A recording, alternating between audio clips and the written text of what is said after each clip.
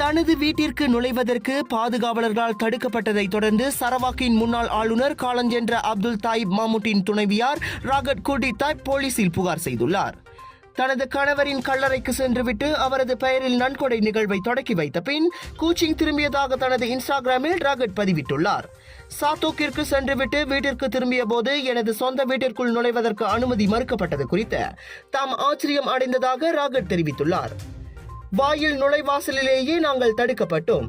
நான் உள்ளே நுழைவதற்கு அனுமதிக்கப்படவில்லை என பாதுகாவலர்கள் தெரிவித்தனர். பாதுகாவலர்களில் ஒருவர் வீட்டிற்கு செல்வதற்கு எனக்கு அனுமதி வழங்க முன்வந்த போதிலும் அவ்வாறு செய்ததற்காக அவர் திட்டப்பட்டதாக ராகட் கூறினார். கடந்த பிப்ரவரி மாதம் தாயிப்பின் இறுதி சடங்கு நடைபெற்றது முதல் அவரது கல்லறை புறக்கணிக்கப்பட்டு மிகவும் மோசமாக இருக்கிறது. இதனால் நான் வெட்கப்படுவதோடு ஏமாற்றம் அடைந்திருப்பதாகவும் ராகட் கூறினார்.